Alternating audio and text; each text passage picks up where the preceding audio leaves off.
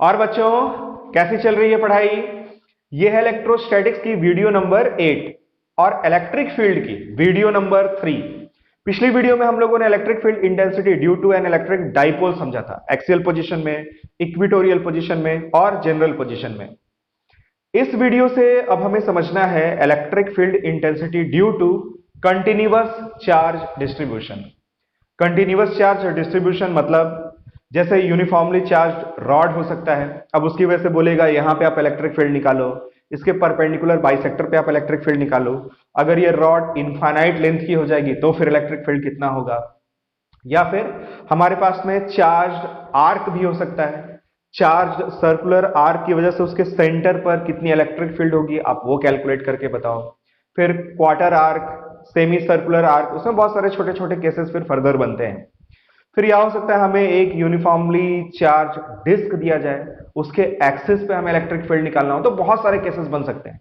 Charge sheet हो सकती है, बहुत सारे केसेस हैं। उसमें हमें क्या करना है, उसमें जितने भी डिफिकल्ट केसेस होंगे इलेक्ट्रिक फील्ड कैलकुलेशन के, उसमें हम कैलकुलेशन दो तरीके से कर सकते हैं। कुछ केसेस में हमें इंटीग्रेशन का यूज करना होगा और कुछ केसेस में हम गॉसेस लॉ का यूज करेंगे। सिंस गॉसेस लॉ अभी हम लोगों ने पढ़ा नहीं है, वो अभी आगे आएगा, तो अभी हम यहां पे इस वीडियो में वैसे केसेस को देखेंगे जिसमें हम किसी कंटिन्यूअस चार्ज डिस्ट्रीब्यूशन की वजह से इलेक्ट्रिक फील्ड को कैलकुलेट करेंगे यूजिंग इंटीग्रेशन। तो ये थोड़ा हाई लेवल का है और अगर आप जेई और नीट की प्रिपरेशन कर रहे हैं तब तो ये आपके लिए बहुत ही ज्यादा इंपॉर्टेंट है। पर अगर आप जेई और नीट की प्रिपरेशन नहीं भी कर रहे हैं, क्योंकि सारे बच्चे जेई और नीट की प्रिपरेशन नहीं करते हैं, बहुत सारे बच्चों की प्लानिंग नहीं होती कि भाई इंटरमीडिएट के बाद हमें जेई में जाना है या नीट करना है, पर फिर भी अगर वो क्यूरियस हैं, जानना चाहते हैं कि थोड़े अच्छे लेवल में अगर हमें किसी पर्टिकुलर पॉइंट पर इलेक्ट्रिक फील्ड कैलकुलेट करना होगा तो हम क्या करेंगे, या फिर इंटीग्रेशन का और मैथमेटिक्स का, कॉम्प्लेक्स इंटीग्रेशन का हम यूज कैसे करते हैं फिजिक्स में, उसको अगर आप सीखना चाहते हैं तो इस वीडियो में आपको बहुत कुछ सीखने समझने को मिलेगा। फिर मैं एक चीज और आपको स्ट्रांगली रिकमेंड करना चाहूंगा कि आप कोशिश करना कि इस वीडियो को पूरा एक बार में बिना इंटरप्शन के आप देखो। कभी कभी हम लोग वीडियो देखते रहते हैं, कभी घर का कोई काम आ जाता है या कहीं और हम चले जाते हैं या डिस्टर्ब हो जाते हैं हम, तो वैसे नहीं, आप कोशिश करना कि जब आपके पास में टाइम हो तभी आप इस वीडियो को देखो, और एक बार में पूरी वीडियो को देखने पे जो आपके दिमाग पे इंपैक्ट पड़ेगा वो सबसे बेहतरीन होगा। एक पेन कॉपी ले लीजिए और हेडिंग डालिए electric field due to continuous charge. इसमें भी बहुत सारे केसेस हैं, जितने भी केसेस हैं उनमें हम इलेक्ट्रिक फील्ड का कैलकुलेशन दो तरीके से कर सकते हैं, यूजिंग इंटीग्रेशन और यूजिंग गॉसेस लॉ। तो गॉसेस लॉ वाले केसेस को छोड़ेंगे, उनको गॉसेस लॉ वाले चैप्टर में कवर करेंगे। यहां इस वीडियो में भी सारे केस तो डिस्कस नहीं हो पाएंगे, तो मैं सिर्फ इस वीडियो में सर्कुलर चार्ज आर्क के केस को टच करूंगा। फिर जो रॉड वॉड वाला केस बच जाएगा उसको फिर अगली वाली वीडियो में निपटा देंगे। तो इसमें आप चाहे तो लिख सकते हैं due to charged circular arc. Arc है मतलब कंप्लीट सर्कल नहीं है, चार्ज है तो कैसा चार्ज होगा, यूनिफॉर्मली चार्ज। अब इस केस को समझने से पहले आपको दो तीन छोटी छोटी चीजें याद दिलाना चाहेंगे। याद दिलाने का मतलब हम लोग पहले ही पढ़ चुके हैं और बहुत धीरे धीरे पढ़ाएंगे, एकदम आराम से, क्योंकि ये सब पॉइंट बहुत ही इंपॉर्टेंट है और सीधे सीधे इसमें हम फॉर्मूला तो यूज नहीं कर पाते, तो थोड़ा आपको थिंकिंग करनी पड़ेगी, समझना होगा, तो थोड़ा पेशेंस रखना आप, है ना। किसी के भी टीचर के पास कोई जादू की छड़ी नहीं कि घुमाएगा और आपको सारी चीजें क्लियर हो जाएंगी। थोड़ा फोकस करना पड़ता है, थोड़ा टाइम देना पड़ता है। तो पेन कॉपी ले लो आप और नोट्स भी बनाते चलना। सबसे पहले आपको याद दिलाएंगे कि अगर कोई प्लस चार्ज हो, इससे आर डिस्टेंस पे कोई पॉइंट पी है, तो यहाँ पे इलेक्ट्रिक फील्ड किधर होती है, पॉजिटिव चार्ज की वजह से अवे। वैल्यू कितनी होगी, K Q divided by R square. याद है, सभी को पता है, इसमें कोई डाउट नहीं है। वैसे ही अगर कोई माइनस क्यू चार्ज है, इससे भी आर डिस्टेंस पर अगर हम कोई पॉइंट पी कंसिडर करें, तो यहाँ पे जो इलेक्ट्रिक फील्ड होगी वो टुवर्ड्स दैट चार्ज होगी। वैल्यू कितनी होती है, इतनी ही होती है, K Q divided by R square. तो ये सभी को पता है। एक चीज और समझ लेते हैं जो बार बार यूज होगी इस वीडियो में भी और अगली वीडियो में भी, वो है लीनियर चार्ज डेंसिटी। जैसे सपोज ये कोई रॉड है, हमें इसको चार्ज करना है, तो चार्ज करने का मतलब हम इस पे आवेश को फैलाएंगे, तो आवेश हम इसमें पास पास भी रख सकते हैं और आवेश को दूर दूर भी रख सकते हैं। आवेश को पास पास रखेंगे तो चार्ज डेंसिटी ज्यादा होगी, और चार्जेस को अगर दूर दूर रखेंगे तो चार्ज डेंसिटी कम होगी। मतलब हमें एक ऐसा टर्म चाहिए जो चार्ज की डेंसिटी को डिफाइन करे। तो सपोज आपने इस रॉड को यूनिफॉर्मली चार्ज किया। यूनिफॉर्मली चार्ज करने का मतलब चार्ज आपने एक समान रूप से फैलाया है। ऐसा नहीं कि कहीं पे आपने चार्जेस को बहुत पास पास रख दिया और कहीं पे चार्ज को एकदम दूर दूर फैला दिया, वैसा नहीं। तो अगर ये कोई रॉड है, यूनिफॉर्मली आपने इसको चार्ज किया, सपोज रॉड की लेंथ है L और टोटल आपने इस पे चार्ज दिया कितना, Q, तो Q डिवाइडेड बाई L, इसी को बोलते हैं लीनियर चार्ज डेंसिटी, और लैम्डा से रिप्रेजेंट करते हैं। ये हम लोगों ने कूलम्स लॉ में ऑलरेडी पढ़ लिया है, इसलिए मैंने शुरू में कहा था कि आपको याद दिलाते हैं। तो Q डिवाइडेड बाई L, इसमें Q क्या है, टोटल चार्ज, और L वो लेंथ है जिस लेंथ में आपने इस चार्ज को फैलाया है। अब बहुत ही ध्यान से आप समझो, ये जो लेंथ L है वो जरूरी नहीं है कि हमेशा स्ट्रेट लाइन में ही हो। अगर आपने चार्ज को ऐसे फैलाया है तो यहां भी हम लीनियर चार्ज डेंसिटी ही डिफाइन करेंगे। सपोज ये लेंथ है L और ये एक स्क्वायर है, आपने टोटल चार्ज Q को ऐसे स्क्वायर में फैला दिया, तो total charge Q divided by total length L plus L plus L plus L, यानी कि 4L, ये होगा हमारा लैम्डा। ठीक वैसा ही हो सकता है चार्ज को हम ऐसे सर्कल के सरकमफ्रेंस पे इस तरह से यूनिफॉर्मली डिस्ट्रीब्यूट कर दें। यहां भी हम लीनियर चार्ज डेंसिटी ही डिफाइन करेंगे। सपोज टोटल चार्ज आपने कितना फैलाया, Q, इसकी रेडियस अगर r होगी तो total charge Q divided by total length होगा 2 पाई r, ये होगा हमारा लैम्डा। तो total charge divided by total length जिसमें उस चार्ज को फैलाया गया है, डिस्ट्रीब्यूट किया गया है, उनके रेशियो से हम डिफाइन करते हैं क्या, लीनियर चार्ज डेंसिटी। इसकी यूनिट क्या होगी, कूलम पर मीटर। अगर इसकी डेफिनेशन की बात करें, अगर आप L को 1 कर दो तो mathematically lambda is equal to क्या हो जाएगा, Q। तो हम बोल सकते हैं कि यूनिट लेंथ में जितना भी चार्ज होगा उसी को लीनियर चार्ज डेंसिटी बोलेंगे। यूनिट लेंथ में अगर चार्ज की वैल्यू ज्यादा होगी तो लैम्डा की वैल्यू भी ज्यादा होगी, इसका मतलब चार्ज ज्यादा पास पास होगा, उसकी डेंसिटी ज्यादा है। और अगर यूनिट लेंथ में चार्ज की वैल्यू कम है, इट मींस चार्ज को दूर दूर फैलाया गया है, चार्ज डेंसिटी कम है, लैम्डा की वैल्यू कम है। समझ गए। फिर वैसे ही आप अगर Q by L is equal to lambda वाले फॉर्मूले से आप देखें तो Q इज इक्वल टू हमें मिलेगा लैम्डा L। तो अगर कोई लेंथ दे दे और लीनियर चार्ज डेंसिटी दे दे तो हम टोटल चार्ज की वैल्यू निकाल सकते हैं, और अगर टोटल चार्ज और लेंथ की वैल्यू दे दी जाए तो डिवाइड करके हम लैम्डा निकाल सकते हैं। तो ये इतनी चीज हमें पता होनी चाहिए। तो ये इतना चीज क्लियर हो गया आपको। तो अब देखते हैं ड्यू टू सर्कुलर आर्क हम इसके सेंटर पर इलेक्ट्रिक फील्ड कैसे कैलकुलेट करेंगे और उसकी वैल्यू क्या होगी। चार्ज्ड सर्कुलर आर्क में कैसा चार्ज होगा, ये यूनिफॉर्मली चार्ज्ड आर्क है, और हम कहां पे इलेक्ट्रिक फील्ड निकाल रहे हैं, सेंटर पे। तो सबसे पहले इसमें फिगर का बहुत ही इंपॉर्टेंस है, पहले एक फिगर बनाते हैं। यह है हमारा यूनिफॉर्मली चार्ज्ड सर्कुलर आर्क। तो फिर इसकी कुछ ना कुछ रेडियस तो होगी ही। यहां मान लेते हैं यहां कहीं इसका सेंटर है, और ये पूरा जो आर्क है वो अपने सेंटर पर टोटल बीटा एंगल सबटेंड करता है, और उसकी रेडियस कितनी है, r। तो जब भी सर्कुलर आर्क गिवन होगा, r और बीटा भी गिवन होगा।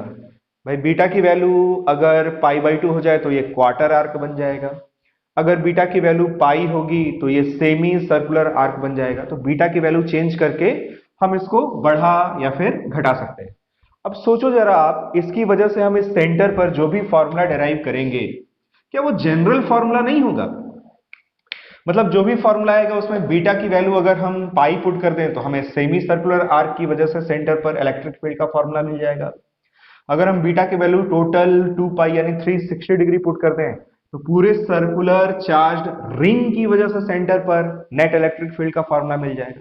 तो हमें इसमें अलग अलग केस नहीं पढ़ने चाहिए, हमें सिर्फ यही केस पढ़ना चाहिए, इसी के रिजल्ट को समझना चाहिए और हो सके तो उसको याद रखना चाहिए। उसके अलावा हमें कोई भी दूसरा केस बनाकर इसमें पूछा जाएगा, क्वार्टर आर्क के लिए, 3/4 आर्क के लिए, सेमी सर्कुलर आर्क के लिए, कंप्लीट सर्कल के लिए, तो हम सेंटर पर नेट इलेक्ट्रिक फील्ड बता देंगे। इसमें कोई डाउट नहीं है आपको, केस अच्छे से क्लियर हो गया। इसकी जो लीनियर चार्ज डेंसिटी है वो कितनी है, लैम्डा, या फिर इस पे टोटल जो चार्ज है वो कितना है, कैपिटल क्यू। अब इसमें हम कैलकुलेट कैसे करेंगे, अब उसको धीरे धीरे स्टेप बाय स्टेप समझना, बहुत धीरे धीरे करेंगे ना, बहुत आराम से सॉल्व करेंगे इसको। सबसे पहले हम इसमें एक इसकी एंगल बाइसेक्टर लाइन ले लेते हैं। एंगल बाइसेक्टर लाइन होगी तो ये इतना एंगल क्या होगा, बीटा बाई 2, और ये इतना एंगल भी क्या होगा, बीटा बाई 2। इसमें कोई डाउट नहीं है। अब सवाल है इस रिंग की वजह से सेंटर सी पे हम इलेक्ट्रिक फील्ड कैलकुलेट करें तो करें कैसे करें। इसमें इस पे जो टोटल चार्ज Q है, इसकी वजह से सेंटर पर इलेक्ट्रिक फील्ड कैलकुलेट करने के लिए हम पॉइंट चार्ज का फॉर्मूला तो लगा नहीं सकते, क्योंकि ये पॉइंट चार्ज नहीं है, कंटिन्यूअस चार्ज है। अब देखिए इसके कैलकुलेशन में हम क्या करने वाले हैं। जब भी इस तरह से कंटिन्यूअस चार्ज डिस्ट्रीब्यूशन हमें मिलता है, चाहे वो रॉड के फॉर्म में हो, चाहे वो आर्क के फॉर्म में हो, हम उसका एक बहुत ही छोटा सा हिस्सा, इनफाइनाइटेसिमल स्मॉल पार्ट कंसीडर करते हैं। तो इसमें भी लिया जाए, मान लेते हैं इस एंगल बाइसेक्टर वाली लाइन से थीटा डिग्री के एंगल पे यहां इसका बहुत ही छोटा सा पार्ट, जिसकी लेंथ कितनी है, dx, उसको कंसीडर करते हैं। इस छोटे से पार्ट की लेंथ कितनी है, dx, तो इस पे जो चार्ज होगा वो भी छोटा सा होगा। अगर इसका लीनियर चार्ज डेंसिटी लैम्डा है, इट मींस यूनिट लेंथ पे कितना चार्ज है, लैम्डा, ये डेफिनेशन होती थी। तो अगर यूनिट लेंथ पे चार्ज लैम्डा होगा तो dx लेंथ पर कितना चार्ज आएगा, भाई यहां लगातार चार्ज फैले हुए हैं तो dx लेंथ में भी कुछ ना कुछ चार्ज आएगा। अगर लेंथ आपने बहुत ही छोटा ले रखा है dx, तो उस पर जो चार्ज होगा वो भी बहुत ही छोटा होगा। तो dx लेंथ पे यहां से चार्ज आएगा लैम्डा dx, और इस लैम्डा dx को बोलेंगे dq। इस लैम्डा dx को क्या बोलेंगे, dq। तो dx लेंथ पे जो चार्ज होगा वो बहुत ही छोटा होगा, उसको क्या मान लिया हम लोगों ने, dq। उसकी वैल्यू कितनी हो गई, लैम्डा dx। चलिए कैपिटल ले लेते हैं, कैपिटल dq। तो यहां से हमें मिला capital dq is equals to lambda dx। ये याद रखना, अभी इसका यूज होने वाला है। अब ये बताइए, इसको क्या हम पॉइंट चार्ज की तरह ट्रीट कर सकते हैं, बिल्कुल कर सकते हैं। अगर ये बहुत ही इनफाइनाइटेसिमल स्मॉल चार्ज है तो हम इसको पॉइंट चार्ज की तरह तो ट्रीट कर ही सकते हैं। अच्छा, ये वाला एंगल भी हमें मानना होगा, ये वाला एंगल मान लेते हैं कितना, डी थीटा, यानी इस dx पार्ट की वजह से सेंटर पर जो एंगल सबटेंड हो रहा है उसकी वैल्यू कितनी है, डी थीटा है। अब ये एक इनफाइनाइटेसिमल छोटा टुकड़ा है, इस पे जो चार्ज है उसकी वैल्यू भी बहुत छोटी है, वो पॉइंट चार्ज की तरह बिहेव करेगा। इस पॉइंट चार्ज की वजह से इस पॉइंट सी पे जो इलेक्ट्रिक फील्ड होगी वो भी छोटी होगी, उसको मानेंगे डी। कोई डाउट नहीं इतने में। अगर ये एंगल थीटा है तो ये एंगल क्या होगा, ये भी थीटा होगा। इस डी का कंपोनेंट, यहां बहुत बड़ा डी थीटा आपको दिख रहा है, बट वो है बहुत ही इनफाइनाइटेसिमल स्मॉल। इस डी का इस डायरेक्शन में कंपोनेंट क्या होगा, ये आएगा डी कॉस थीटा, और इसके परपेंडिकुलर डायरेक्शन में क्या कंपोनेंट होगा, ये होगा डी साइन थीटा। इतने में कोई डाउट नहीं है, बहुत अच्छे। अच्छा, एक फॉर्मूला होता है, angle is equals to arc upon radius, कोण बराबर चाप बटे त्रिज्या। अगर वो फॉर्मूला हम यूज करें तो D theta is equals to क्या लिखेंगे, dx डिवाइडेड बाई आर। यहां से dx की वैल्यू हमें मिलेगी आर डी थीटा। तो इसमें भी कोई डाउट नहीं है, ये वाला भी यूज होगा, ये वाला भी यूज होगा। इसको भी डब्बे में बंद कर लेते हैं।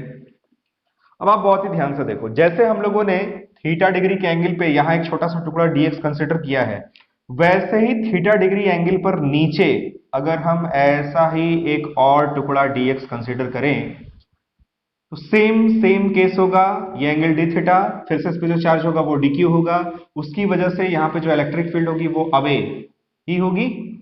और ड्यू टू सिमेट्री, अगर इसकी वजह से हम लोगों ने इलेक्ट्रिक फील्ड की वैल्यू dE ली है तो इसकी वजह से भी इलेक्ट्रिक फील्ड की वैल्यू कितनी होगी, dE ही होगी। और ये एंगल भी क्या होगा, ये भी थीटा होगा। फिर इस dE का भी अगर हम कंपोनेंट करें तो इस डायरेक्शन में कंपोनेंट आएगा dE cos थीटा, और उसके परपेंडिकुलर डायरेक्शन में कंपोनेंट आएगा dE sin थीटा। इतना अगर आप समझ गए ना तब तो बस मजा ही आ जाए। ये है हमारा एंगल बीटा बाई 2 और ये टोटल एंगल है हमारा बीटा। अब आप C पॉइंट पर इन दोनों की वजह से जो इलेक्ट्रिक फील्ड प्रोड्यूस हो रही है उसके आप कंपोनेंट्स को ध्यान से देखो। अब इस डी से मतलब नहीं है, हम लोगों ने इसका एक हॉरिजॉन्टल कंपोनेंट और एक वर्टिकल कंपोनेंट ले लिया है। वैसा ही अब इस डी से भी मतलब नहीं है, इसका भी हम लोगों ने एक हॉरिजॉन्टल एक वर्टिकल कंपोनेंट ले लिया है। वर्टिकल डायरेक्शन में कंपोनेंट्स को आप ध्यान से देखो, डीई साइन थीटा नीचे और डीई साइन थीटा ऊपर, equal in magnitude and opposite in direction. वो एक दूसरे को कैंसिल करेंगे, बिल्कुल कैंसिल करेंगे। और D E cos theta D cos theta same direction में, इसलिए ऐड होगा, जुड़ेगा। अब सोचिए जरा आप इस पूरे सर्कुलर आर्क को अगर हम ऐसे ही छोटे छोटे dx dx dx एलिमेंट से मिलकर बना हुआ माने, तो उस पर चार्ज भी ऐसे ही dq dq dq dq होगा। अगर हम थीटा डिग्री एंगल यहां कोई एक छोटा सा टुकड़ा कंसीडर करें, उसकी वजह से जो इलेक्ट्रिक फील्ड होगी वो कुछ इस डायरेक्शन में होगी, उसका एक कंपोनेंट इधर आएगा, एक कंपोनेंट नीचे आएगा। ठीक वैसे ही अगर हम यहां कोई पार्ट कंसीडर करें तो उसकी वजह से इलेक्ट्रिक फील्ड इधर होगी, उसका एक कंपोनेंट इधर आएगा, एक कंपोनेंट इधर आएगा।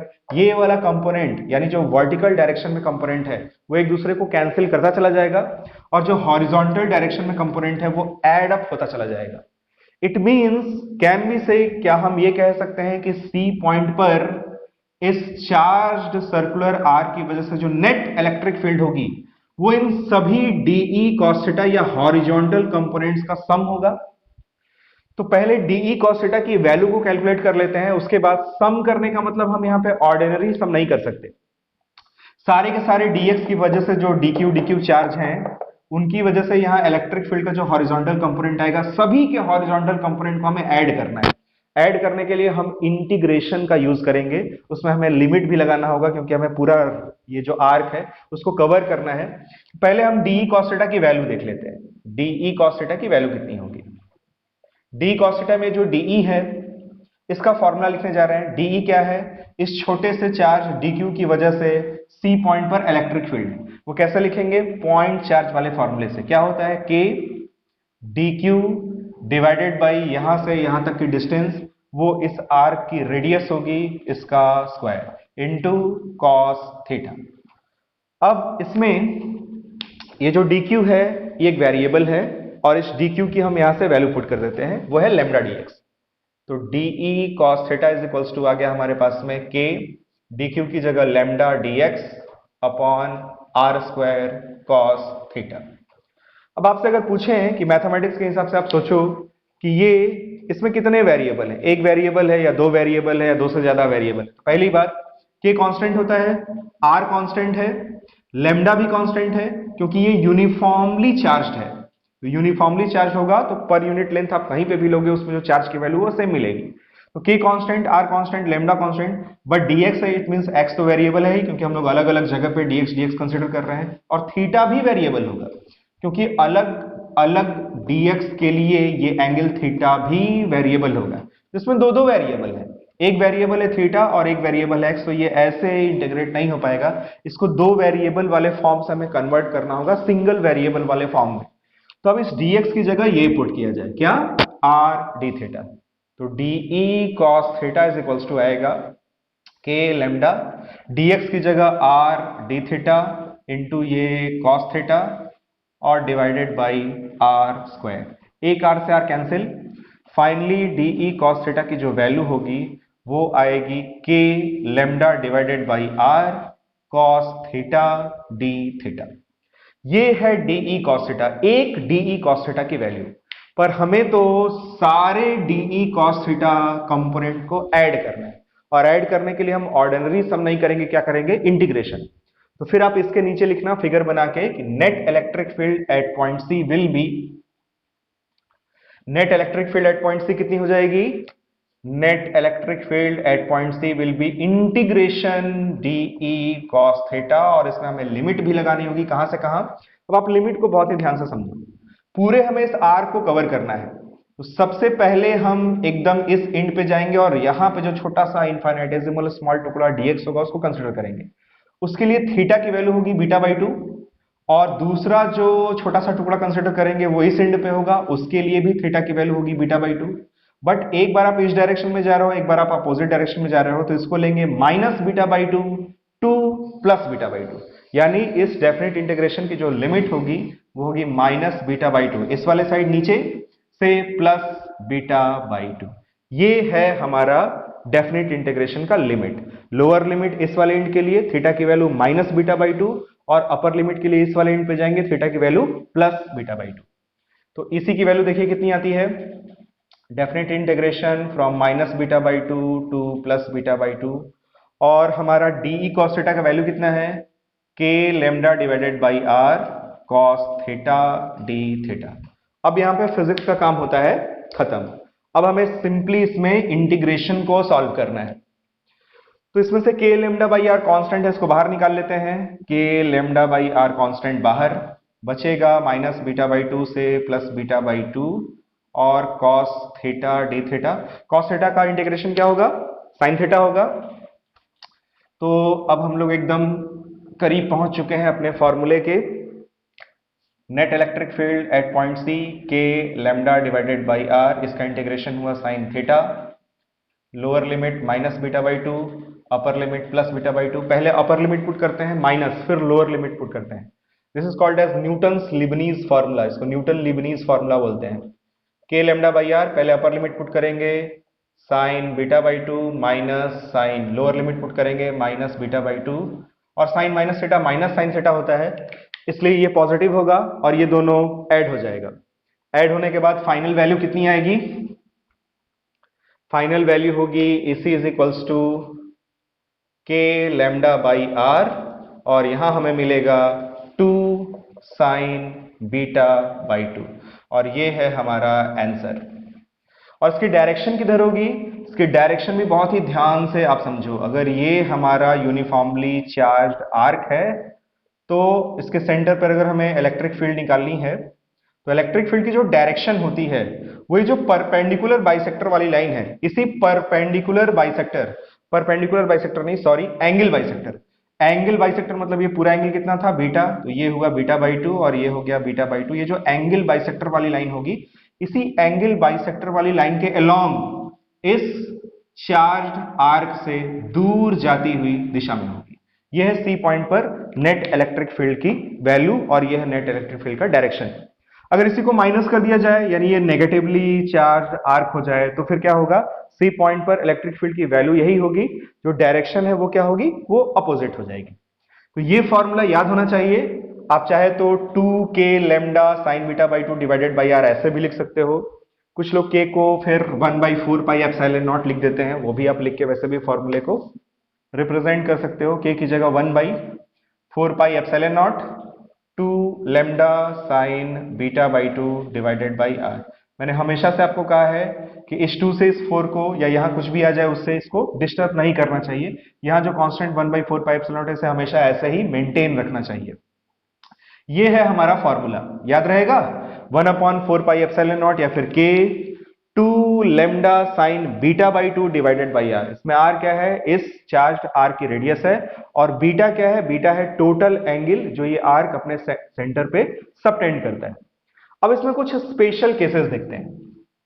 अब इसमें क्या देखा जाए, स्पेशल केसेस। तो आप चाहो तो हेडिंग डाल सकते हो नीचे, स्पेशल केसेस।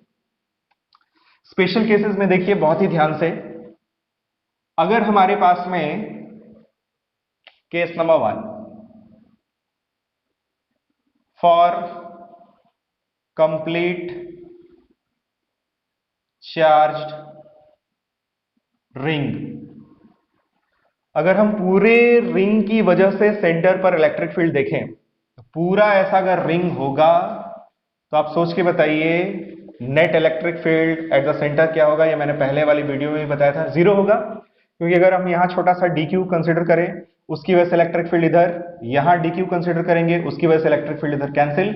वैसे ही छोटा छोटा dq आप इसके डायमीटर के अपोजिट एंड्स पे लेते जाएंगे, इलेक्ट्रिक फील्ड एक दूसरे के अपोजिट और इक्वल इन मैग्नीट्यूड और अपोजिट इन डायरेक्शन आती चली जाएगी, और नेट इलेक्ट्रिक फील्ड फाइनली हमें क्या मिलेगी, सेंटर पे 0। देखते हैं क्या इस फॉर्मूले से भी हमें ये चीज मिल रही है या नहीं मिल रही। For complete charge ring beta की वैल्यू कितनी हो जाएगी, बीटा की वैल्यू आएगी 2 पाई। अब इस बीटा की वैल्यू इस जनरल रिजल्ट में पुट करते हैं, तो electric field at the centre क्या मिलेगा, k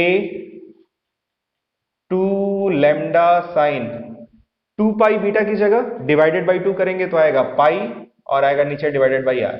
साइन पाई यानी साइन 180 डिग्री, साइन 180 डिग्री की वैल्यू कितनी होती है, 0।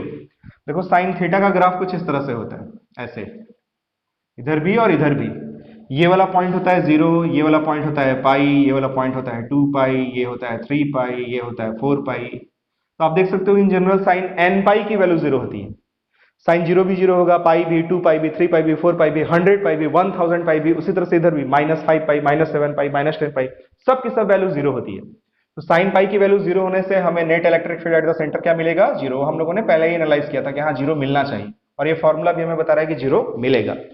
ठीक वैसा ही अगर केस नंबर 2 देखें, केस नंबर 2 में अब हम इस आर्क को ले लेते हैं।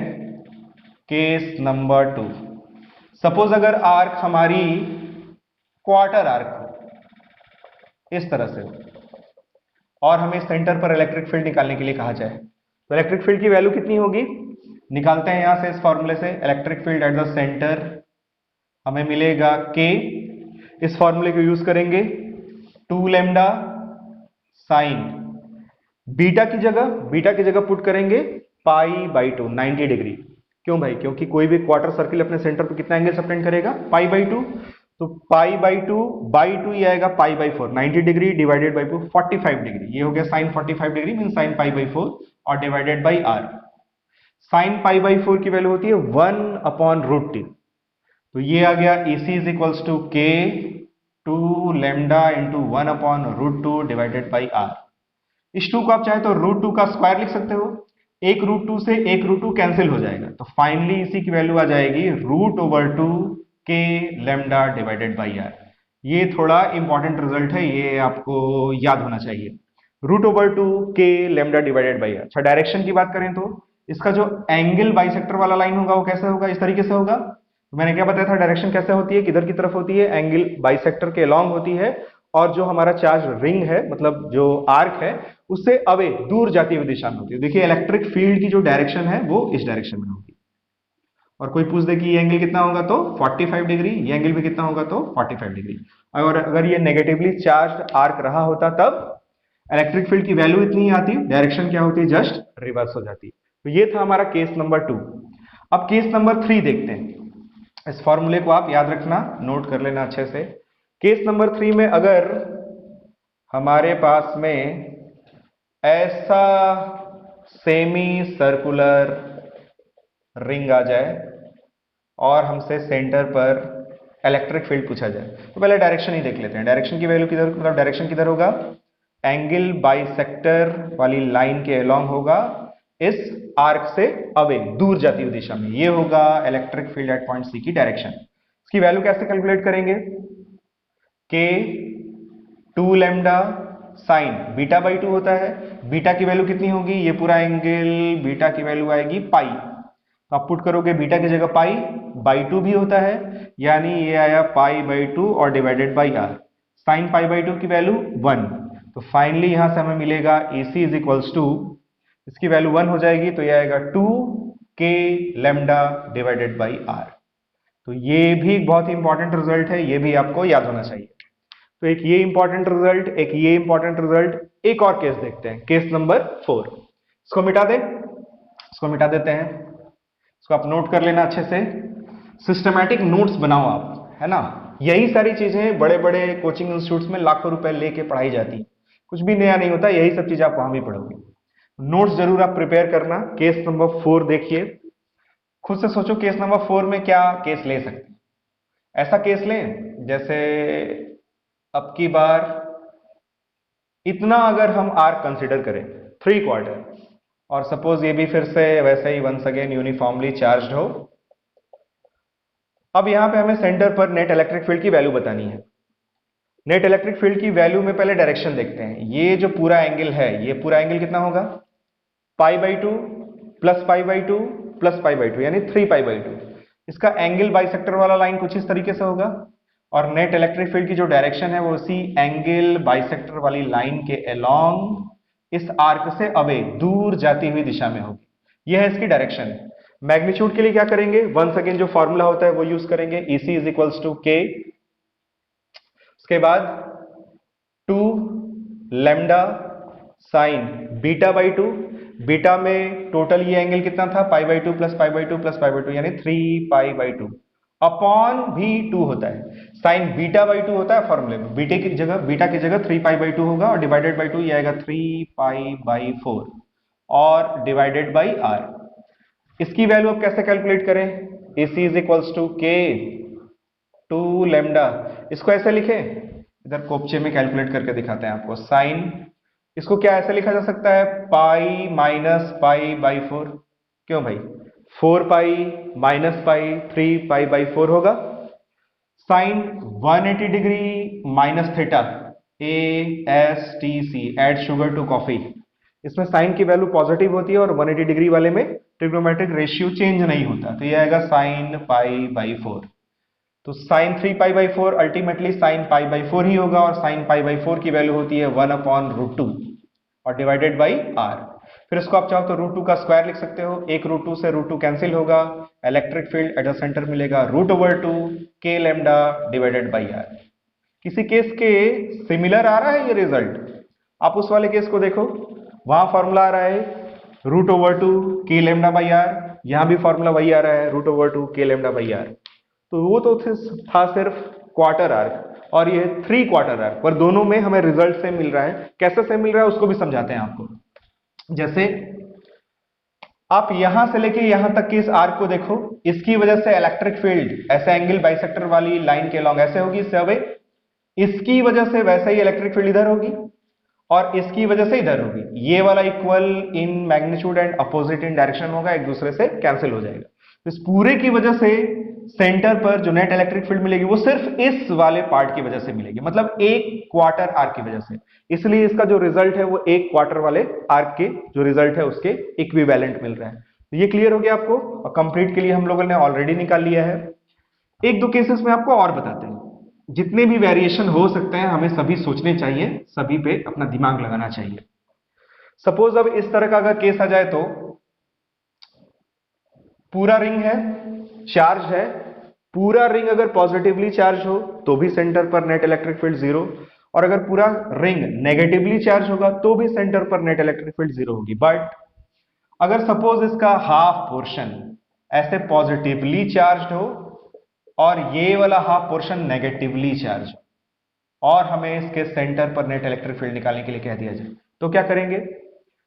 इस semi circular positively charge arc की वजह से या रिंग की वजह से जो इलेक्ट्रिक फील्ड है उसकी वैल्यू ये रही 2k lambda divided by are.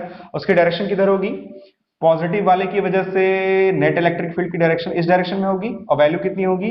2 times k lambda divided by are.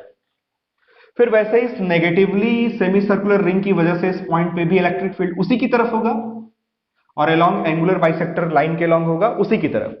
दोनों की वैल्यू क्या आ रही है, मतलब दोनों की डायरेक्शन क्या आ रही है? सेम डायरेक्शन में, इसलिए क्या करेंगे? जोड़ देंगे। तो 2 times k lambda by r plus 2 times k lambda by r, total हो जाएगा 4 times k lambda divided by r. Clear है? इसमें कोई डाउट नहीं है, बहुत ही अच्छा क्वेश्चन है ये था हमारा केस नंबर 5। फिर देखते हैं केस नंबर 6। सपोज अगर ऐसा कोई केस हो, फिर से वैसा ही कोई रिंग है, इसमें ये जो क्वार्टर है ये पॉजिटिवली चार्ज है, ये जो क्वार्टर है वो नेगेटिवली चार्ज है, फिर ये क्वार्टर पॉजिटिवली चार्ज है और ये वाला क्वार्टर नेगेटिवली चार्ज है। सोच के बताओ इसमें सेंटर पर नेट इलेक्ट्रिक फील्ड कितनी होगी? बिल्कुल सही है आपका सोचना, नेट इलेक्ट्रिक फील्ड की वैल्यू 0 होगी, क्योंकि इसकी वजह से जो इलेक्ट्रिक फील्ड होगी वो इस डायरेक्शन में होगी, इसकी वजह से इलेक्ट्रिक फील्ड उतनी ही और अपोजिट डायरेक्शन में होगी, वो एक दूसरे को कैंसिल कर देंगे। वैसे ही इसकी वजह से electric field along angular bisector line इसी आर्क की तरफ होगी और इसकी वजह से उतनी ही अपोजिट डायरेक्शन में होगी, तो ये वाला इसको कैंसिल कर देगा, ये वाला इसको कैंसिल कर देगा। इसमें भी net electric field at centre AC की वैल्यू क्या आएगी? 0 आएगी। तो आई होप सर्कुलर आर्क वाला केस आपको अच्छे से क्लियर हो गया होगा। तो इस वीडियो में यही रहने देते हैं। अब अगली वीडियो में जो रॉड के केस है, अब रॉड की वजह से चाहे लेंथ के लॉन्ग हमें किसी पॉइंट पर इलेक्ट्रिक फील्ड निकालना हो, या फिर इसके परपेंडिकुलर बाइसेक्टर वाले किसी लाइन के किसी पॉइंट पर इलेक्ट्रिक फील्ड निकालना हो, या फिर रॉड अगर इनफाइनाइट लेंथ की होगी तो इलेक्ट्रिक फील्ड निकालना हो, उसके केस को देखेंगे और उसी में आर्क और रॉड को मिलाकर कुछ क्वेश्चंस बनते हैं उसको भी देखेंगे। तब तक पढ़ते रहिए।